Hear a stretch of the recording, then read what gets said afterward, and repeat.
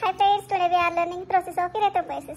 तर त्यामध्ये आपण पहिलं पण बघूया स्टेम सेल्स. तर स्टेम सेल्स काय असतात? तर stem cells are the primary cells capable of self renewal and differentiating into specialised cells. म्हणजेच काय, तर स्टेम सेल्स अशा प्रायमरी सेल्स आहेत, अशा प्रायमरी सेल्स ज्या कॅपेबल असतात सेल्फ रिन्युअल. आता सेल्फ रिन्युअल म्हणजे काय, स्वतः रिन्यू होणे किंवा वेगवेगळ्या स्पेशलाइज्ड सेल्स तयार डिफरन्शिएट करणे. म्हणजे स्टेम सेल्स अशा असतात की ज्या कॅपेबल असतात सेल्फ रिन्युअल आणि डिफरन्शिएटिंग होण्यासाठी. आता haematopoietic stem cells are the primitive cells in the bone marrow which give rise to the blood cell.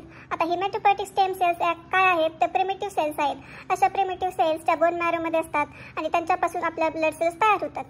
आता haematopoietic stem cells in the bone marrow are called uncommitted pluripotent haematopoietic stem cells, म्हणजेच PHSC. आता haematopoietic stem cells ज्या आपल्या bone मॅरोमध्ये आहेत तर त्यांना आपण काय म्हणलो, uncommitted pluripotent haematopoietic stem cells. आता PHSC is defined as cell that can give rise to all types of blood cells.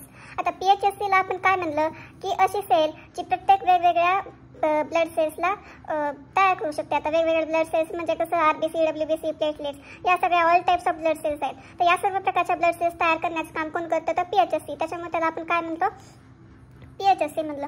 आता in early stages PHSC are not design to form particular type of blood cell.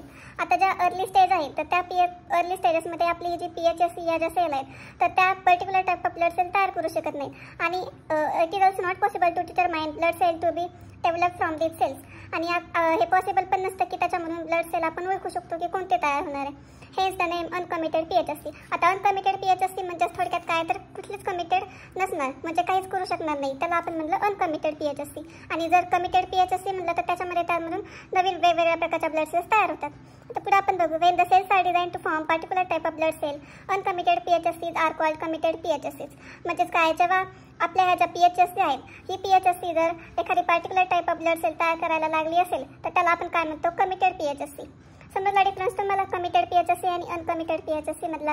आता committed PHSC is defined as a cell which is restricted to give rise to one group of blood cell. आता committed PHSC ला आपण काय म्हणतो, ही अशी sale आहे की ती फक्त एका ग्रुपला तयार करते ब्लड सेलच्या. आता कमिटेड PHSC दोन प्रकारचे असतात.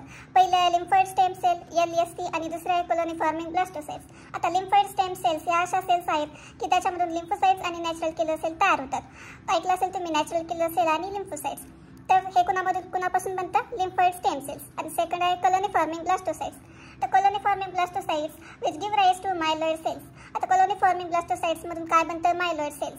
तर myeloid cells are the blood cells other than lymphocytes. मायलॉइड सेल्सलाच आपण काय म्हणतो, लिम्फोसाइट्स म्हणतो. When grown in cultures, these cells form colonies. Hence the name colony forming blastocytes. आता यांना आपण colony forming blastocytes का नाव दिले, तर अशा सेल्स जेव्हा आपण